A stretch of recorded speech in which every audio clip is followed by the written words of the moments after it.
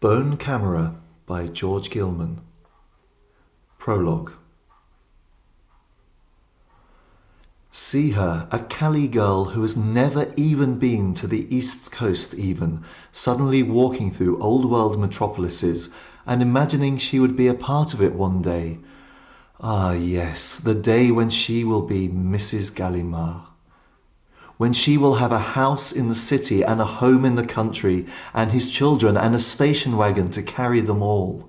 She daydreams about never returning to Calaverse, not even for a visit, tries to recall her raging desire for Nina, but feels nostalgia at best, can barely conjure up an image that will stand scrutiny from the ward of her strange new life overseas. A windswept figure in a thin black coat wandering alone among the manicured tree shapes of Versailles. Then taking the train back, a stale stench of old smokes in the carriage, the nylon nape of the upholstery greasy to the touch.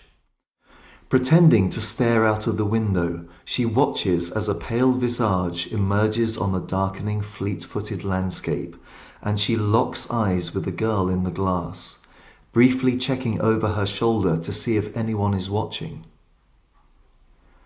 There is no one else in the carriage she can see, and so she turns back to hold camera with herself, wondering how long now, how long, for it feels to her as if she has already waited forever and a day.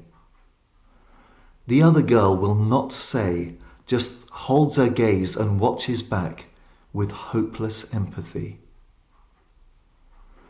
She wonders what it is that makes her continue this charade of being Gilles' mistress.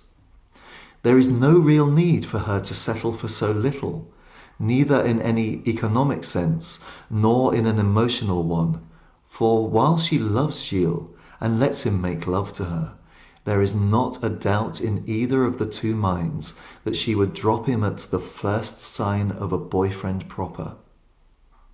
Thinking about Gilles as the train stops and starts its way through the banlieue, she realizes, as in other moments just like this one, that she is good at this sneaky business, familiar with his authoritative way and the ways to handle it, like she has handled her mother's bossiness and mood swings. In another century, she feels, she would have made a good chambermaid, a confidante, loyal to a fault, unable to act outside the shadow of her master's or mistress's authority. She derives sustenance from Gilles' orders as much as from his attentions. Then again, she is simply grateful that he likes her skinny body when she feared that no one ever would, unwrapping it, serving it, eating it. On her way back to the hotel, she studies the ways in which the French girls walk and talk, checking for clues, and wonders what it would be like to be one of them. At some point, she steps into a department store perhaps, roams the aisles in search of the accoutrements she suspects the girls to use to look so sassy yet pristine, buys a new pair of panties, then finds a note by Gilles at the hotel's reception desk, apologizing that he will be late and suggesting she gets herself anything she fancies, charge it to the room. But she fancies him, and he is late, always late. Nathalie feels like a shabby burglar in the silent suite, already lit, the covers on the beds tugged back with a piece of candy on the pillow, as if the very people who had just brushed their teeth were likely to crave sweet things in the dark, as if doing so was the very hallmark of the decadence that lodgings such as this one stood for in her New World mind. She walks into the white and chrome splendour of the bathroom, feels the towel's terry cloth like the nape of rare skins, inspects the little flasks left courtesy of the hotel, and, feeling filthy, runs a bath in the vast porcelain tub as she undresses. Spying a sparkle in her pubic hair, she probes and sniffs the viscous vestiges of morning's glory on her index, some his, some hers, a smell of kelp and horse. High time to clean up. As always in these places, she somehow expects a frantic attendant to rush in any minute and physically remove her out of the hot water and throw her shameless little arse out on the street. What if something was to happen to Gilles? She is not even packing enough cash to pay for breakfast in a place like this, to say nothing of a room. She imagines the attendant will be someone close to her age, himself penniless in his livery, a pink and clean-shaven youth, leading this mistress, this hussy, away by the elbow and holding her few belongings like something the cat brought in. Decidedly dégoûtant. Seated in the steamy suds, she reaches for her vanity bag and fishes for a white wafer with a month's supply of carelessness, looking at the tiny blisters and finding 3 of them empty. And so they should be, yet she cannot remember what time she took the one last night.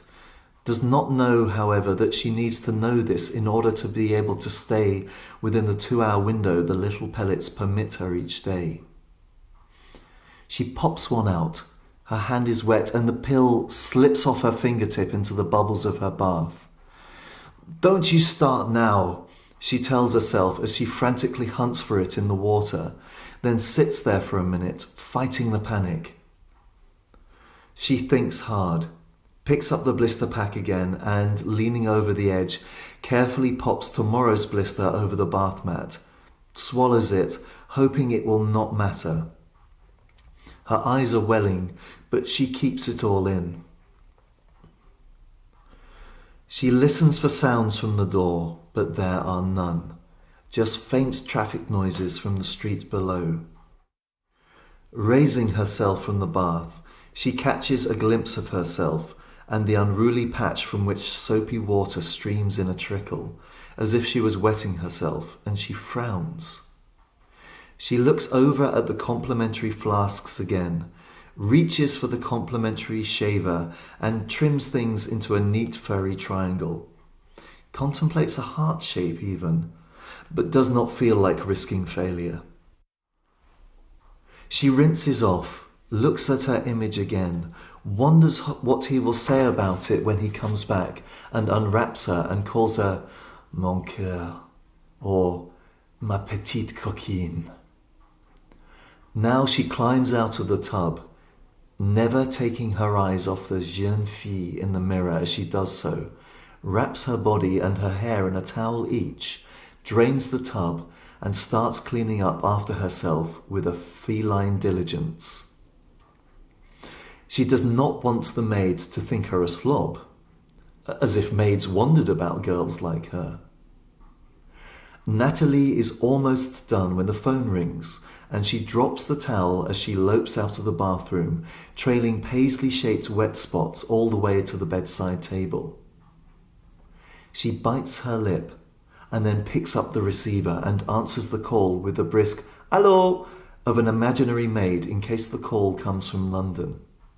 As if maids answered the phone.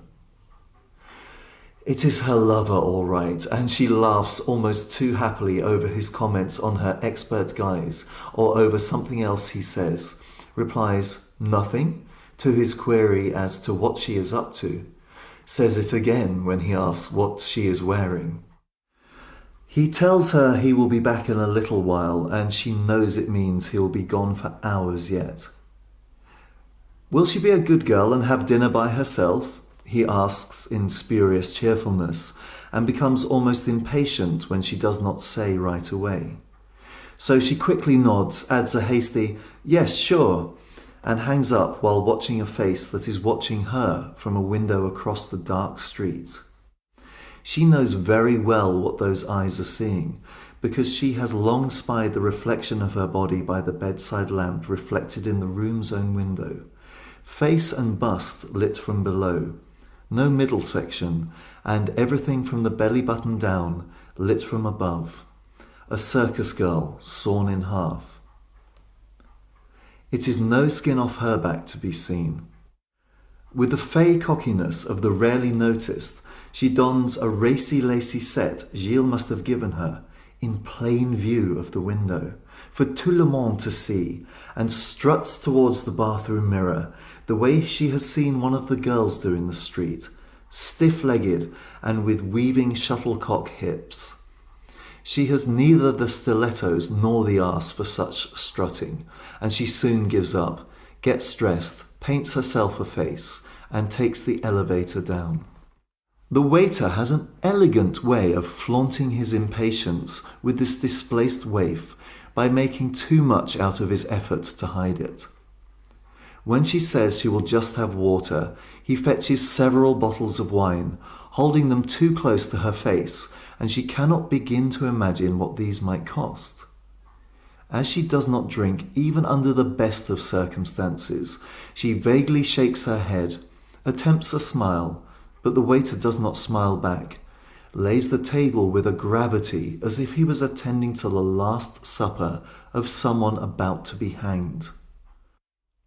The for your eyes only food he brings, culinary homage to a painter's palette, tastes of nothing at all, and after she has moved it about on her plate a bit, cadmium yellow here, burnt orange there, she nods, almost imperceptibly, to the henchman to take her to the scaffold now.